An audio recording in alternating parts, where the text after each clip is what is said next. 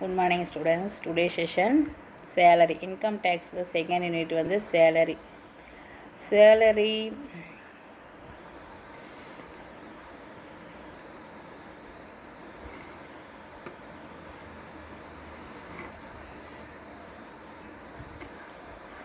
definition salary under section 7ல 17ல சொல்லியிருக்காங்க. Allowances and perquisite profit and leave of salary deduction under section 16ல என்ன சொல்லியிருக்காங்க, டோட்டலாக எல்லாம் சொல்லியிருக்காங்க.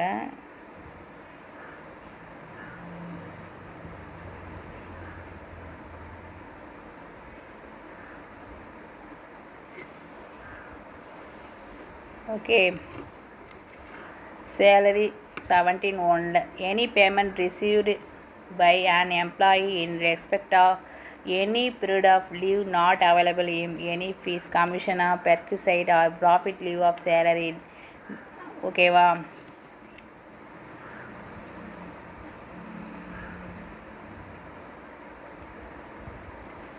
நெக்ஸ்ட் வந்து definition of salary. Any remuneration received by employee consideration of service rendered of his employer is called salary. Okay, any ரெமுனரேஷன்னா எதனா ஒரு amount பேஸில் ஏதோ ஒரு பெனிஃபிட் கிடைக்கிது அவருக்கு, அது எல்லாமே என்ன தான் எம்ப்ளாயிக்கு எம்ப்ளாயர் கொடுக்கக்கூடிய ஒரு ரெமுனரேஷன் தான் என்னது, சேலரி.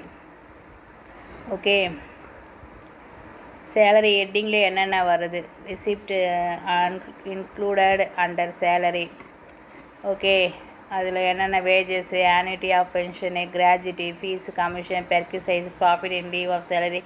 ஆல்ரெடி ஐடெல்லியும் அதே சேம் ஹெட்டிங் தான் இருக்குது. ஓகே, அப்புறம் வந்து சேலரின்ற ஹெட்டிங்கில் ஹெட் ஆஃப் சேலரி என்ன சொல்லியிருக்காங்க, ஹெட் ஆஃப் சேலரியில் செக்ஷன் 15, 16, 17ல் செக்ஷனில் சொல்லியிருக்காங்க. சேலரினா 17(1), அலவன்சஸ்னால் 17(3), அண்டர் செக்ஷன் 2, பெர்க்யூசைஸ்னால் 17(2), profit in lieu of salary. இதான் இந்த 4 ஹெட்டிங் பற்றி தான் நம்ம பார்க்க போகிறது, சேலரின்ற ஹெட்டிங்கில் வரக்கூடியது.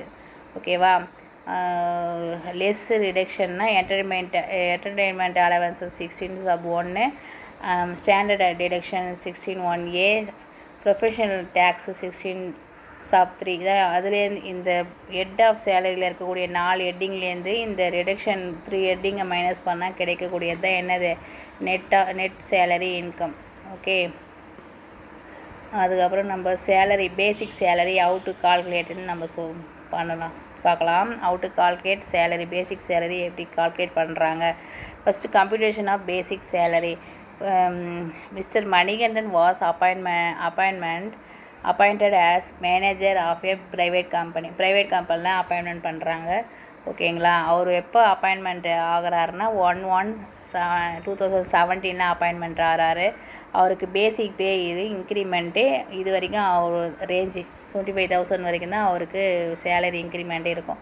பேசிக் பே எவ்வளோன்னா 17,400. Computer is the salary income for the previous year 2019-2020 of salary எந்த கால்குலேட் பண்ண சொல்லியிருக்காங்கன்னா, ப்ரீவியஸ் இயர் 19 to 20ல் என்ன பண்ண சொல்லியிருக்காங்க, சேலரி கால்குலேட் பண்ண சொல்லியிருக்காங்க. ஓகேவா?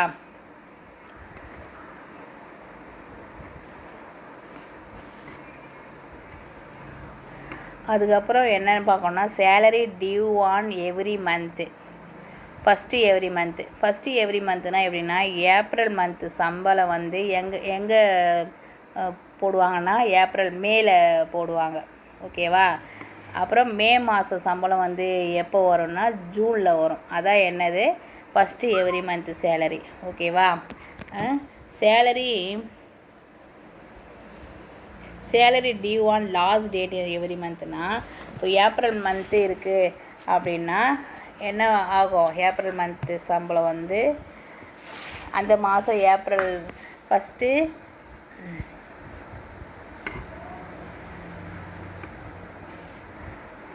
இப்போ லாஸ்ட்டு டியூ ஆன் லாஸ்ட் டேட்டுன்னா என்னென்னா, April month first April month சம்பளம் வந்து 30 ஏப்ரல்லே என்ன ஆகிடும், க்ரெடிட் ஆகிடும். ஏப்ரல் மந்த்துனா ஏப்ரல் மந்த்து 30 இல்லை 31st அந்த மந்த்துடைய 30 இல்லை 31st என்ன ஆகிடும், க்ரெடிட் ஆகிடும். அதான் என்னது, last date of due. Okay, salary.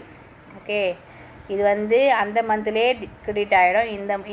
இந்த ஃபஸ்ட்டு எவ்ரி மந்த்துனா நெக்ஸ்ட் மந்த்து சேலரி வந்து கிரெடிட் ஆகும். ஓகே, இப்போ வந்து இந்த சம்மையை பொறுத்த வரைக்கும் என்னென்னா, இப்போ ஃபஸ்ட்டு எவ்ரி மந்த்துனா என்ன ஆகும்னா, ஃபஸ்ட்டு எவ்ரி மந்த்னா இந்தமாரி நம்ம போட்டுக்கணும். என்ன அப்பாயின்மெண்ட் டேட்லேருந்து ஜான்வரினா ஜான்வரி 1 இயர் வரைக்கும் 12 மந்த் வரைக்கும், ஜான்வரி டு டிசம்பர் வரைக்கும் என்ன பண்ணியிருப்பாங்க, சேலரி அதே பேசிக் சேலரி எவ்வளோ 17,400 தான் வாங்குவார். ஒரு இன்க்ரிமெண்ட் போடுறாங்க அப்படின்னா, இன்க்ரிமெண்ட்னா 1 இயர் ஒரு ஸ்டாஃபு அப்பாயின்மெண்ட் பண்ணி 1 இயர் ஆன பிறகு தான் என்ன ஆகும், நெக்ஸ்ட்டு இன்க்ரிமெண்ட்டு போஸ்ட் பண்ணுவாங்க, அதான் பெய்ட் பண்ணுவாங்க. அப்போ 18 வந்து அவர் இதுலேருந்து 300 ஆட் பண்ணால் 17,700, அதுமாதிரி 300 ஆட் பண்ணால் 18,300 நெக்ஸ்ட் இயர். இப்போ அவங்க என்ன கால்குலேட் பண்ண சொல்லியிருக்காங்கன்னா 19 and 20 தான் அவங்க கால்குலேட் பண்ண சொல்லியிருக்காங்க ப்ரீவியஸ் இயர்து. அப்போது இப்போ எப்போவுமே இங்கே நம்மளுக்கு வந்து ப்ரீவியஸ் இயருடைய பீரியடு என்ன, ப்ரீவியஸ் இயரோ இல்லை அசஸ்மெண்ட் இயரோ என்ன, ப்ரீவியஸ்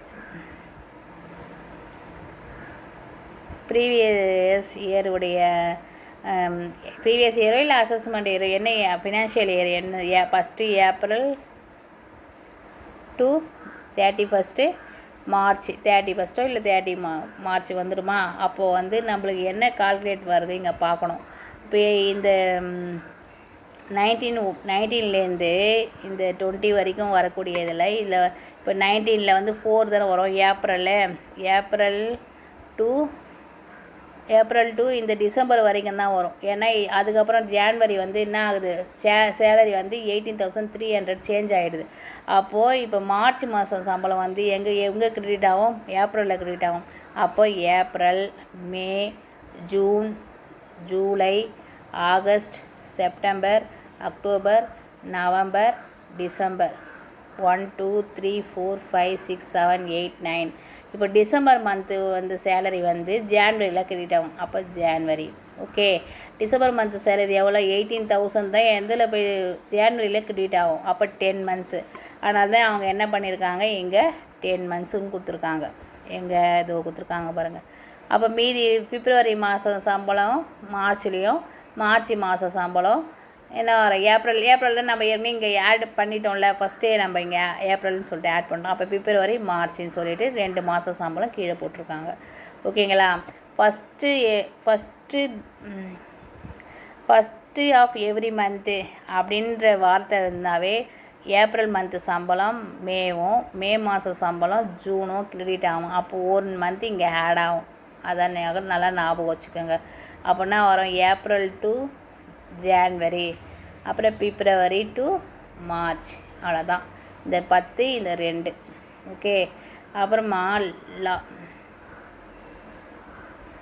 கிளியர் எப்படி பண்ண, salary is due on last date of every month. Last date of every மந்த்னா இப்போ ஏப்ரல் மந்த்னா ஏப்ரல் லாஸ்ட் 31 என்ன ஆகிடும், கிரெடிட் ஆகிடும்.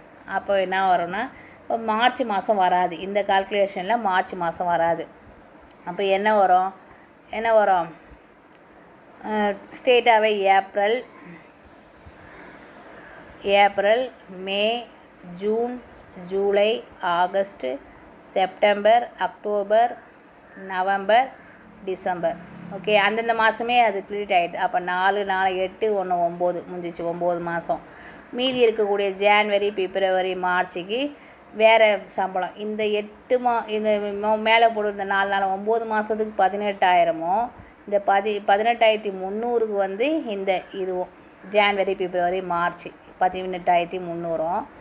இந்த மேலே இருக்கிற 9 மாதத்துக்கு 18,000 நீங்கள் மல்டிப்ளை பண்ணி போட்டிங்கன்னா, இதை போட்டிருக்காங்க பாரு, 18,000 இன்ட்டு 9 மந்த்ஸ், அப்புறம் 18,000 இன்ட்டு 3 மந்த்ஸ் போட்டிங்கன்னா இது வந்து ஃபஸ்ட்டு டியூ டேட்டு சேலரி, இது last date of the salary. ஓகேவா. நெக்ஸ்ட்டு சம்மு, எக்ஸசைஸ் சம் ஒன்று பார்ப்போம். ஓகேங்களா. இப்போ mister Ramesh was appointment in the scale of 12,000 அப்புறம் வந்து இன்க்ரிமெண்ட் அமௌண்ட் வந்து 420, 18,300.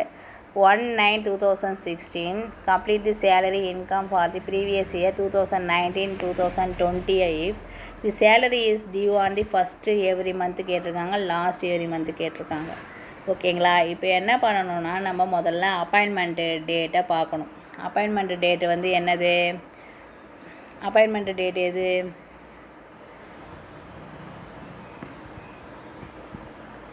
அப்பாயின்மெண்ட் டேட் எது? அப்பாயின்மெண்ட் டேட் வந்து 1/9/16. ஓகே, 1/9/16லேருந்து லாஸ்ட் மந்த் என்னது? ஆகஸ்ட்டா?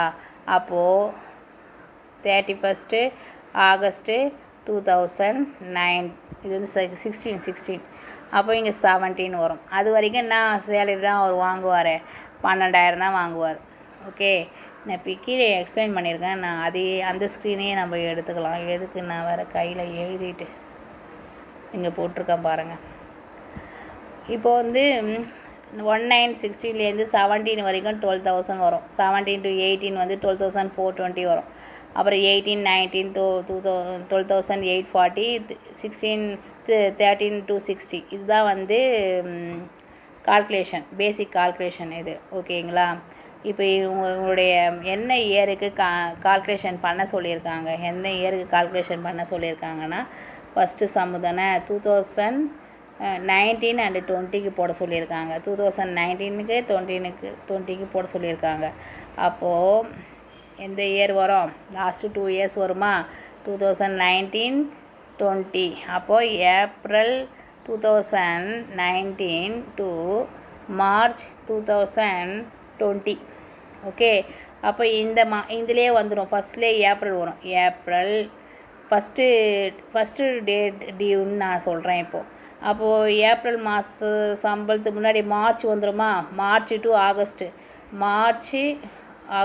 மார்ச், ஏப்ரலு, மே, ஜூன், ஜூலை, ஆகஸ்ட் மாதம் வரைக்கும் அந்த சம்பளம் ஆகஸ்ட்டு. அதுக்கப்புறம் 6 மாதம் வந்தது தான் ஃபஸ்ட்டு டேட்டு. அப்போ 6 மாதத்துக்கு மல்டிப்ளை பண்ணி போட்டுக்க வேண்டியதான். ஓகே, இப்போது ஃபஸ்ட்டு டியூ ஆன் எவ்ரி மந்த்துனா ஃபஸ்ட்டு 6 மந்த்துக்கு என்னது? மார்ச் டு என்னது? ஆகஸ்ட் வரைக்கும். ஓகே, ஆகஸ்ட் வரைக்கும் வருமா? அப்புறம் செப்டம்பர் டு என்னது? பிப்ரவரி வரைக்கும், அந்த 6 மாதம். அப்புறம் அது மல்டிப்ளை பண்ணி போட்டிங்கன்னா 6 மாதம் மல்டிப்ளை பண்ணி போட்டிங்கன்னா வந்து 1,50,000, 56,600. நீங்கள் சம்மு ஆன்சர் பார்த்துக்குங்க. 1,56,600 இருக்கா? இந்த சம்மை பார்த்துக்குங்க. 1,56,600 ஆன்சர் கரெக்டாக இருக்குது. அப்புறம் 1,57,020. அப்போது நீங்கள் நான் போட்ட சம்மு கரெக்ட் தானே? அப்போ செகண்டு அந்த last date of the every month. அப்போது அதே மாதம், அதே April to August. April, May, June, July, August. அப்போ 5 மந்த்து வருமா? அதுக்கப்புறமா வரக்கூடிய 7 மந்த்துக்கு இந்த ஃபஸ்ட்டு அமௌண்ட் இது வந்து 5 மந்த்துக்கும் இது வந்து 7 மந்த்துக்கும் மல்டிப்ளை போட்டால் 1,50,020. அப்பாயின்மெண்ட் டேட்டை பார்க்குறீங்க. எந்த இயரில் அவர் அப்பாயின்மெண்ட் ஆகிறார், எந்த இயர் எந்த அப்பாயின்மெண்ட் டேட்டு, பேசிக் பே இன்க்ரிமெண்ட்டு எந்த இயர் கால்குலேட் பண்ண சொல்கிறாங்க, ஃபஸ்ட்டு மந்த்தா இல்லை ஃபஸ்ட்டு டேட்டா இல்லை லாஸ்ட் டேட்டா. அதான் இந்த சேலரியை பொறுத்த வரைக்கும் நீங்கள் அதான் முக்கியமாக பார்க்க வேண்டியது. இந்த செகண்ட் சம் வந்து எப்படின்னா அதுவும் கீழே போட்டிருக்கேன், அதை எக்ஸ்பிளைன் பண்ணிடுறேன். செகண்ட் சம் எப்படின்னா என்ன சொல்லியிருக்காங்க? கால்குலேட் அமௌண்ட் பேசிக் சேலரி 2019, 2014 வந்து கேட்டிருக்காங்க, சம் கேட்டிருக்காங்க. அப்புறம் வந்து 2019, 2014 ஒரு அப்பாயின்மெண்ட் ஆகிறாரு. இது வந்து சேலரி சொல்லியிருக்காங்க. என்ன சேலரி? 18,000, 20,000 வரைக்கும் 500 இன்க்ரிமெண்ட்டு, 20,000க்கு மேலே 600 ரூபாய் இன்க்ரிமெண்ட்டு, 26,000 வரைக்கும் ஒரு பேசிக் பே. இங்கே லாஸ்ட் டேட் மட்டும்தான் கேட்டிருக்காங்க, ஃபஸ்ட்டு டேட் கேட்கல. ஓகேவா? அப்போது என்ன ஆன்சர் வரும்னா, இப்போ 1/9/2014லேருந்து 31st 8 2015 வரைக்கும் 18,000 அப்படியே இன்க்ரிமெண்ட் ஆகினே இருக்கும். அவங்க கேட்டது 2020 21க்கு தான் கேட்டிருக்காங்க. இப்போ என்ன மந்த், ஏப்ரல் டு மார்ச் தானே அந்த இந்த வருஷம் ஃபைனான்ஷியல் இயர் சொல்லுவாங்களா, இன்கம் டேக்ஸ் ஆக்ட் பீரியட் என்ன சொல்லுவாங்க, ஏப்ரல் டு மார்ச் தான் சொல்லுவாங்க. அப்போ April, May, June, July, August, அப்போ 5 மாதமா, 5 மாதத்துக்கு என்ன கண்டுபிடிக்கணும், 20,000 கண்டுபிடிக்கணும். அப்போ நெக்ஸ்ட்டு 5 மாதம் மீதி 5 மாதத்துக்கு அப்புறம் மீதி 7 மாதம் என்ன 7 மாதம்னா என்ன கண்டுபிடிக்கணும், கீழே இருக்கிற 20,600க்கு 7 மாதம் கண்டுபிடிக்கணும். 1 லட்சம் கிடைக்கும் ஃபஸ்ட்டுக்கு, ரெண்டாவதுக்கு 1,44,200 கிடைக்கும். அப்போ ரெண்டுத்தையும் ஆட் பண்ணால் எவ்வளோ ஆன்சர்னா 2,44,244. அது கரெக்டாக இருக்கான்னு பார்ப்போம். 2,44,200 கரெக்டா? ஓகே. இப்போ நெக்ஸ்ட்டு அலவன்சஸ்னால் என்னென்னா, and allowances in the cash payment to the employee on the regular basis, additional base of salary. ரெகுலராக அடிஷ்னலாக எம்ப்ளாயிக்கு கொடுக்கக்கூடிய ஒரு பெனிஃபிட் தான் என்னது, சேலரி. அந்த செக்ஷன் வந்து 15 சேலரிக்கு அலவன்சஸுக்கான செக்ஷன் என்னதுன்னா 15. அலவன்சஸ் வந்து பர்மனெண்ட்டாக எல்லாம் கிடையாது, ரெகுலர் பேசிஸில் addition of basic salary have to meet certain expenses required to be acquired to him in connection with the duties of the office. ஓகேங்களா? அதில் வந்து என்ன சொல்லியிருக்காங்கன்னா ஃபுல்லி எக்ஸம்ப்டட்,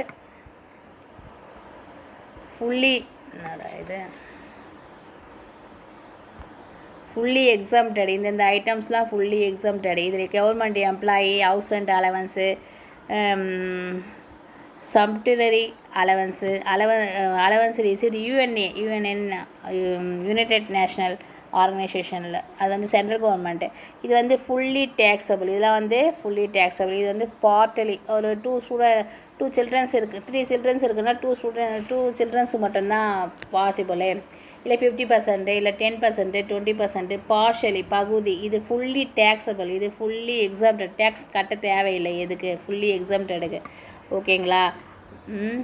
அது வந்து அதனுடைய எக்ஸ்ப்ளனேஷன்லாம் கொடுத்துருக்காங்க. சம்மு வந்து பேசிக்காக இருக்க ஒரு சம்மை பார்ப்போம். அலவன்சஸில் பேசிக்காக இருக்க சம்மை பார்ப்போம். Allowances okay. X received salary 9,000. நம்ம பார்க்க போகிறது அலவன்சஸ். அப்போ அலவன்சஸ்னால் பேசிக் சேலரி நம்ம அவாய்ட் பண்ணிடலாம். பேசிக் டிஏ 5,000 அதை எடுத்துக்கலாம். Is employer private company. Employer யாராம், ப்ரைவேட் கம்பெனியில் declare 50% DA enter into pay the service benefit. 50% DA வந்து என்டர் இன்டு பே, அவர் என்டர் சர்வீஸ்க்கும் பெனிஃபிட்டாக 50% டிஏ கொடுக்குறாங்களாம். Compute the total taxable allowances considering the following information அப்படின்னு இந்த இன்ஃபர்மேஷன்லாம் கொடுத்துருக்காங்க. இதில் கொடுத்துக்கிற எல்லா ஐட்டம்ஸுமே என்னது தான், ஃபுல்லி டேக்ஸபிள் அலவன்சஸ். ஓகே. அதுக்கப்புறமா இது என்ன பர் மந்த்துக்கு கொடுத்துருக்காங்க. இது எல்லா ஐட்டம்ஸும் என்னவா பண்ணியிருக்காங்க, பர் மந்த்துக்கு கொடுத்துருக்காங்க. அப்போனா நீங்கள் இந்த பேசிக் சேலரியை வந்து எடுத்துக்கூடாது. நம்ம போட போகிறது அலவன்சஸ். அலவன்சஸ் மட்டும்தான் நம்ம என்ன பண்ணணும், போடணும். சேலரியே என்ன பண்ணக்கூடாது, எடுத்துக்கக்கூடாது. அப்போ வந்து டிஏ 5,000 இன்ட்டு 12 இருங்க, கீழே போட்டிருக்கேன், அதை அப்படியே உங்களுக்கு எக்ஸ்பிளைன் பண்ணிடுறேன்.